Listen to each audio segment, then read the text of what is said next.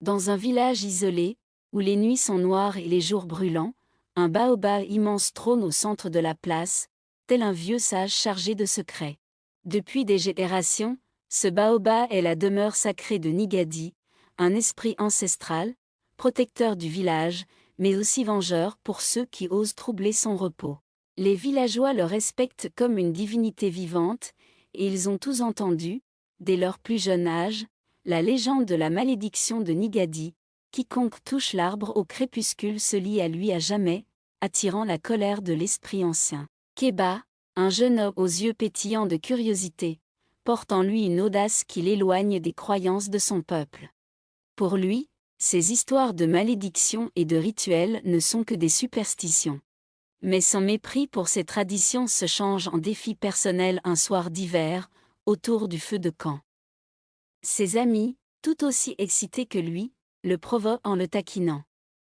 Dans le feu de la conversation, les rires éclatent, et les mots se transforment en un défi, qu'il prouve sa bravoure en s'aventurant près du baobab sacré, seul, et de nuit. Keba relève le défi, sa fierté gonflant son courage, et balaie les regards inquiets de ses amis avec un sourire bravache, ignorant les tremblements de leur voix et les ombres dans leurs yeux. Minuit approche. Le village est endormi, paisible, plongé dans un silence lourd. Mais Keba se sent brûler d'excitation alors qu'il se lève discrètement, quittant sa hutte à pas de loup pour se diriger vers le baobab. À mesure qu'il s'approche, une sensation d'inconfort s'installe, comme un poids invisible qui s'alourdit sur ses épaules. Son cœur bat fort, chaque battement résonnant comme un coup de tambour, et chaque pas devient plus difficile, mais il ne peut reculer. Lorsqu'il arrive enfin au pied de l'arbre, il est saisi par la majesté silencieuse du baobab. Ses branches s'élèvent comme des bras dans un geste de supplication ou de jugement, et l'arbre semble plus imposant qu'il ne l'a jamais vu, comme s'il observait ce jeune homme audacieux. La lumière de la lune dévoile sur le tronc de l'arbre des symboles mystérieux, des spirales, des formes d'yeux menaçants, des motifs sinistres qui semblent vivre sous sa main tendue. Keba, déterminé à prouver son courage, ose effleurer l'un des symboles, défend toutes les histoires qu'il a entendues. À cet instant, un frisson glacial le transperce, comme si le baobab avait pris vie sous son toucher. Puis, les images frappent son esprit avec la violence d'une tempête. Il voit des hommes et des femmes d'un autre temps, dansant autour de l'arbre dans un rituel ancien, leur chant résonnant dans une langue perdue. Puis tout bascule, il voit des visages tordus par la souffrance, des flammes consumant les alentours, des silhouettes hurlantes fuyant une horreur invisible. Terrifié, Keba retire sa main, mais il sent qu'il est déjà lié à quelque chose qu'il ne peut contrôler. Son corps est paralysé, son cœur bat à toute allure, et il se sent étrangement observé. Alors, il aperçoit, près des racines du baobab, un petit talisman enfoui. Dans un élan de curiosité morbide, il le ramasse. La pierre semble brûlante, comme un cœur battant d'une force mystérieuse. Son instinct lui crie de le laisser là, mais il ne peut se résoudre à abandonner cette preuve de son exploit. Il cache le talisman dans sa poche et s'éloigne en hâte, bien décidé à mettre fin à cette expérience troublante. En marchant vers sa hutte, il commence à percevoir des sons étranges autour de lui. Des murmures étouffés se mêlent au vent, des voix indistinctes semblent chuchoter son nom. La peur prend racine en lui, grandissant à chaque pas. Il se retourne plusieurs fois, tentant de repérer la source des murmures, mais il ne voit rien d'autre que les ombres étirées par la lune. Le poids sur ses épaules s'intensifie, et le frisson qui le traverse se transforme en une peur viscérale, une terreur qui le glace jusqu'à l'âme. Finalement, il court jusqu'à chez lui, comme un enfant effrayé, en proie à une angoisse qui ne s'explique pas. Cette nuit-là, Keba sombre dans un sommeil agité. Dès qu'il ferme les yeux, il se retrouve au pied du baobab, cerné par des ombres immenses, au visage déformé par la colère. Les chuchotements se changent en murmures furieux, puis en cris, puis en hurlements. Les ombres s'approchent de lui, et il est incapable de bouger, figé dans un cauchemar où il se voit accusé, jugé, condamné pour avoir défié Nigadi. À chaque réveil, il respire difficilement, son cœur martelant sa poitrine, sa peau glacée et ses mains tremblantes. Au petit matin, un sentiment de malaise profond le tenaille. Il se rend compte avec horreur qu'une marque a pris forme sur son bras, identique au symbole gravé dans le baobab. Une angoisse sourde monte en lui, il frotte désespérément la marque, mais elle reste gravée dans sa peau, comme une brûlure indélébile. Pris de panique, Keba se rend chez les anciens, espérant qu'ils sauront comment lever cette marque. Mais partout où il passe, les villageois le fixent avec des regards craintifs, murmurent entre eux, et certains se détournent, prononçant des prières à voix basse. Même ses amis le regardent avec une inquiétude mêlée de peur. Les jours suivants, le malaise grandit. Des phénomènes étranges se produisent autour de lui, les animaux s'écartent de son chemin, les enfants s'éloignent en pleurant, et des murmures inquiets se répandent dans le village. Une nuit, alors qu'il essaie de s'endormir, il entend des bruits venant de l'extérieur de sa hutte, des pas légers, des voix indistinctes. Lorsqu'il ouvre les yeux, il perçoit une silhouette noire, floue, à l'entrée de sa hutte. Pris de terreur, il ferme les yeux, tremblant sous ses couvertures, priant que ce ne soit qu'une hallucination. Mais les apparitions continuent, chaque nuit, de plus en plus oppressantes. Épuisé, accablé par cette malédiction, Keba décide de retourner au baobab pour y restituer le talisman, espérant qu'un acte de repentir apaisera l'esprit de Nigadi. La peur se mélange au désespoir tandis qu'il marche vers l'arbre, portant le talisman comme une offrande. En arrivant au pied du baobab, il tombe à genoux, les larmes coulant sur ses joues, et implore le pardon de Nigadi, suppliant l'esprit d'épargner son âme. Mais au moment où il dépose le talisman, le silence autour de lui devient étouffant. Les murmures reprennent, plus forts, plus menaçants, et des ombres surgissent du sol, encerclant Keba. Il sent une main glacée se poser sur son épaule, et une voix terrible retentit, grondant comme le tonnerre, résonnant jusque dans son esprit. « Tu as défié mon repos, Keba, et ton âme est maintenant mienne. » Pris dans l'étreinte des ombres, Keba tente de résister, mais plus il se débat, plus il est englouti. Ses cris de désespoir se perdent dans le silence de la nuit, et la dernière chose qu'il voit est l'immense baobab, figé dans une expression impassible, tel un juge implacable. Puis tout devient noir. Le lendemain matin, les villageois trouvent des traces autour du baobab, mais de Keba, il ne reste rien. Seul le talisman gît là, comme un ultime rappel de sa folie. Ils comprennent alors que l'esprit de Nigadi a pris son dû, et un lourd silence retombe sur le village. Les habitants évitent désormais de mentionner le nom de Keba, chuchotant que son âme est piégée pour l'éternité dans l'arbre, condamnée à errer comme une ombre silencieuse autour de Nigadi. Les jours passent et le souvenir de Keba, comme une ombre pesante, continue d'habiter le village. La famille de Keba est en proie à un chagrin dévorant. Sa mère, aux yeux rougis, passe ses journées à murmurer des prières à l'esprit de Nigadi, espérant qu'il libère l'âme de son fils.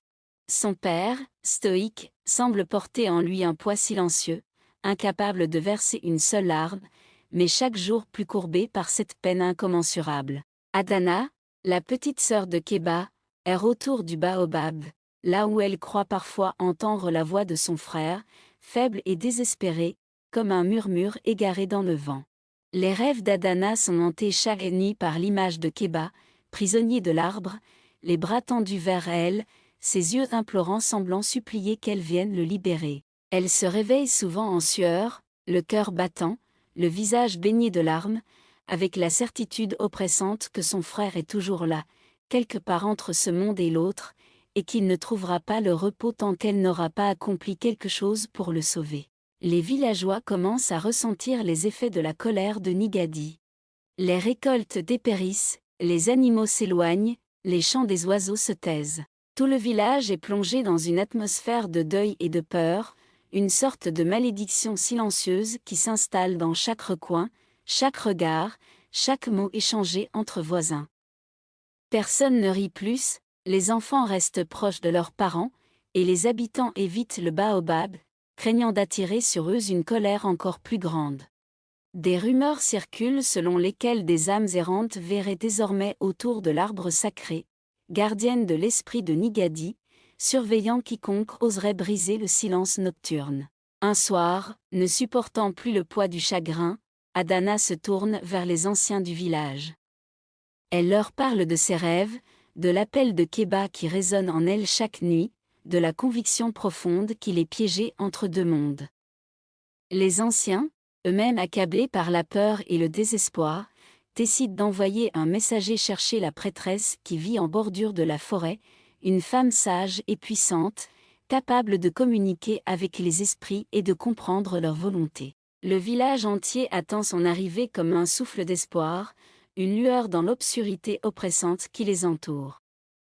La prêtresse arrive au village quelques jours plus tard. Grande et majestueuse, elle est drapée de tissus aux couleurs profondes, avec des symboles anciens peints sur son visage et ses mains.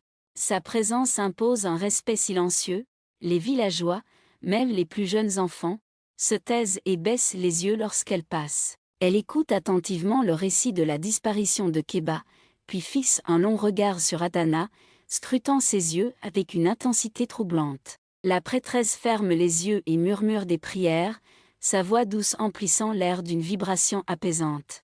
Elle annonce enfin que l'esprit de Nigadi a été profondément troublé et que l'âme de Keba est piégée, enchaînée à l'arbre sacré, errant dans un monde d'ombre et de souffrance. La prêtresse explique que seule une personne au cœur pur, prête à braver des épreuves de dévotion, pourra tenter d'apaiser l'esprit de Nigadi et libérer Keba. Adana, sans hésiter, se porte volontaire, même si son cœur bat à tout rompre. Elle sait que sa mission sera difficile, peut-être même dangereuse, mais la pensée de son frère, perdu et terrifié, la pousse à aller de l'avant. Les anciens essaient de la retenir, lui disant que c'est un sacrifice trop grand pour une si jeune âme, mais elle est déterminée. Le souvenir du sourire de Keba, de ses rires et de leur lien indéfectible, lui donne la force de se lever face à l'inconnu. La nuit tombe, enveloppant le village dans un silence pesant. La prêtresse prépare Adana pour le rituel, traçant sur son visage des symboles de protection et l'entourant de fumée d'encens purificateur. La famille d'Adana, les larmes aux yeux, l'entoure une dernière fois, la tenant contre eux comme si c'était la dernière étreinte. Son père, qui n'a jamais pleuré la perte de Keba, laisse finalement échapper des sanglots silencieux, serrant sa fille avec une tendresse poignante, lui murmurant qu'elle est leur seul espoir. Au pied du baobab, le village entier se réunit, formant un cercle de lumière autour de l'arbre. Chacun tient une torche, les flammes vacillant dans la nuit, tandis que la prêtresse commence à psalmodier des prières anciennes, invoquant Nigadi et implorant son pardon. La voix de la prêtresse emplit l'air de mysticisme, résonnant comme un chant d'un autre monde, un appel lancé à l'esprit de l'arbre. Adana, tremblante mais déterminée, s'agenouille devant le baobab, priant dans un murmure, son cœur battant à la fois de peur et de courage. La prêtresse explique à Adana qu'elle devra offrir 3 sacrifices symboliques pour purifier l'esprit de Keba, de l'eau, pour nettoyer son âme, du feu, pour brûler ses erreurs, et du sang, pour offrir une part d'elle-même en échange de sa liberté. Elle commence par l'eau, versant doucement de l'eau pure sur les racines de l'arbre. Chaque goutte brille sous la lune, et elle ressent une présence froide, comme une main invisible posée sur son épaule. Les murmures s'intensifient autour d'elle, et un frisson la parcourt, mais elle ferme les yeux et murmure le nom de son frère, sentant dans chaque goutte d'eau la force de son amour pour lui. Ensuite, Adana tient une flamme vacillante dans le creux de ses mains. Le vent souffle, menaçant d'éteindre la petite flamme, mais elle la protège précautionneusement, comme si cette flamme était l'âme même de Keba. Elle sent la chaleur brûler sa peau, mais elle endure la douleur, murmurant des prières pour son frère, se souvenant de tous les moments où il l'avait protégé. C'est maintenant à son tour de le protéger, de le sauver. Enfin, pour l'offrande de sang, Adana prend une lame rituelle, la main tremblante, et se coupe légèrement la paume, laissant quelques gouttes de son propre sang s'écouler sur les racines. À cet instant, une bourrasque puissante balaie le cercle, et des cris étouffés retentissent, déchirant la nuit. Adana lève les yeux et aperçoit la silhouette de Keba entre les branches, comme un fantôme triste et silencieux. Des larmes coulent sur ses joues tandis qu'elle tend la main vers lui, criant son nom, mais il reste figé, un regard désespéré dans les yeux. La prêtresse murmure à Adana qu'elle doit faire une dernière prière, une supplication pour que Nigadi accepte ce sacrifice. Adana s'agenouille, sa voix tremblante mais résolue, et s'adresse directement à Nigadi. Elle lui promet de veiller sur le baobab, de maintenir les rites en l'honneur des esprits, et de transmettre la légende pour que personne ne refasse les erreurs de Keba. Son amour pour son frère se mêle à son respect pour l'esprit du baobab, et elle supplie Nigadi de permettre à Keba de trouver le repos. À cet instant, le silence retombe, comme si le monde retenait son souffle. La silhouette de Keba s'estompe doucement, son visage apaisé, et il adresse un dernier regard à Adana, plein de gratitude et de tendresse. Son image se fond dans le tronc de l'arbre, comme une feuille emportée par le vent, et la nuit redevient calme. La prêtresse pose une main sur l'épaule d'Adana, lui disant que Keba est enfin en paix, et que l'esprit de Nigadi a accepté leur offrande. Épuisée mais soulagée, Adana est accueillie par les villageois qui la serrent dans leurs bras, certains pleurant de joie, d'autres en silence, submergés par la puissance de l'amour et du sacrifice qu'elle a démontré. Le père d'Adana, les yeux brillants de larmes, murmure un merci, incapable de dire plus, mais sa fille comprend tout. Depuis ce jour, le village honore chaque année Nigadi et l'âme de Keba.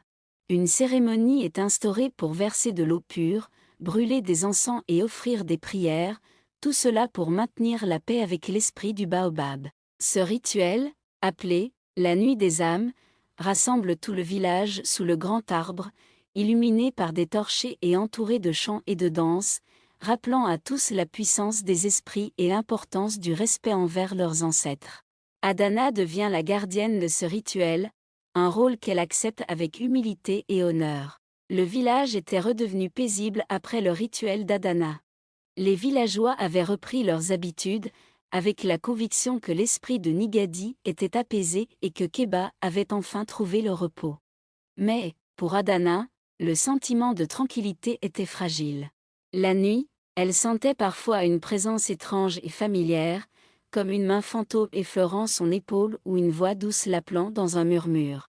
Ces moments lui serraient le cœur, lui rappelant que Keba n'était jamais loin. Un soir, alors qu'elle est seule près du baobab, elle ressent une force inexplicable l'attirer. C'est une soirée calme, où le vent semble chuchoter des secrets anciens. En fixant l'arbre, Adana est prise d'un vertige intense, comme si une partie d'elle-même tentait de s'échapper vers un autre monde. Dans cet instant de flottement, elle aperçoit des ombres bouger parmi les racines, des silhouettes qui semblent danser lentement, presque en deuil. Soudain, une silhouette familière émerge de l'obscurité. C'est Keba, son frère, son visage teinté d'un mélange de tristesse et de douceur. Les larmes montent immédiatement aux yeux d'Adana. Elle a si souvent rêvé de revoir Keba depuis le rituel. Son cœur, partagé entre le chagrin et l'amour, bat de plus en plus fort alors qu'elle lui tend la main, espérant sentir sa chaleur, son toucher.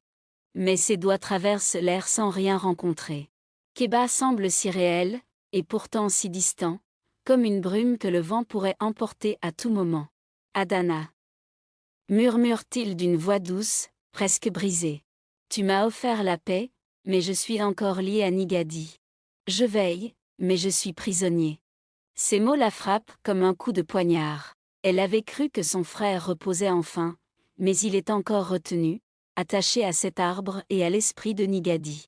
Une douleur déchirante monte en elle. Elle réalise que le sacrifice qu'elle pensait avoir fait pour le libérer n'était qu'une première étape, et que Keba reste prisonnier de ce monde. Elle sent une vague de culpabilité et de chagrin envahir. Keba lui parle de Nigadi, expliquant que le baobab n'est pas seulement un arbre sacré, mais un passage vers l'autre monde, un lieu où le voie entre les vivants et les esprits est plus mince que jamais. Il lui révèle que Nigadi a accepté sa présence, mais que l'esprit attend plus, une promesse de dévotion éternelle, un engagement renouvelé par chaque génération pour maintenir la paix entre les mondes.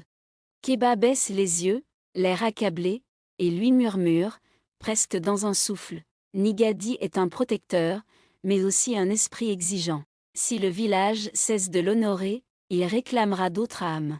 Adana, Frappée par cette révélation, se sent déchirée entre l'amour pour son frère et la peur pour le village.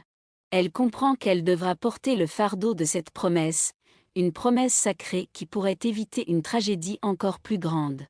Keba la regarde avec tendresse, et dans un ultime regard, il semble lui donner la force d'endosser ce rôle.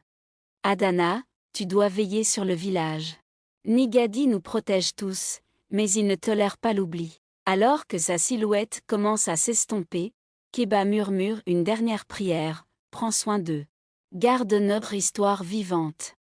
Et, dans un souffle, il disparaît, laissant Adana seule, les larmes roulant sur ses joues, son cœur brisé mais rempli d'une nouvelle mission. Au matin, elle se rend chez les anciens du village, les yeux encore rougis par les larmes, pour leur transmettre le message de Keba. Elle leur explique la vision qu'elle a eue, sa rencontre avec son frère, et la promesse que Nigadi exige pour préserver l'équilibre entre les mondes. Les anciens, émus et graves, écoutent en silence, sentant la vérité dans chaque mot d'Adana.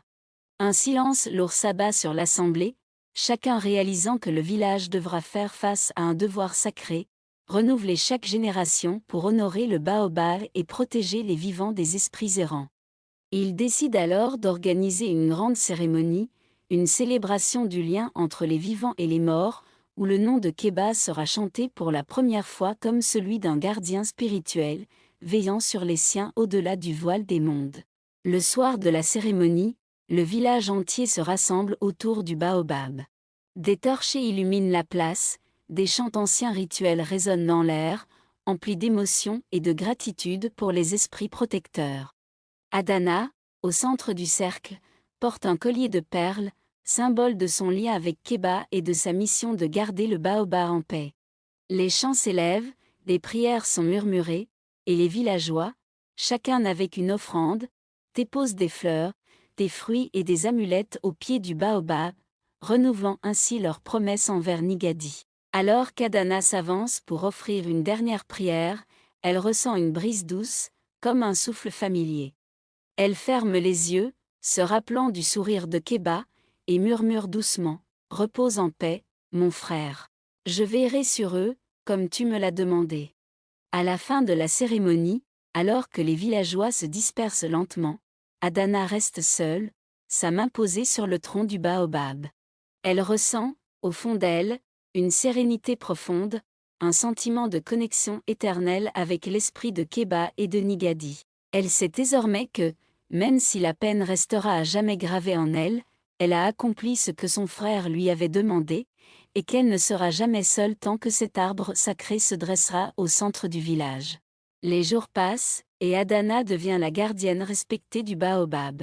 Elle veille chaque jour à rappeler aux jeunes l'histoire de Keba, leur transmettant la puissance des esprits et l'importance des promesses sacrées. Au fil des ans, elle voit les générations se succéder, chaque enfant de son village portant un fragment de l'histoire de son frère dans son cœur, jusqu'à ce que l'héritage de Keba devienne un pilier de la mémoire collective.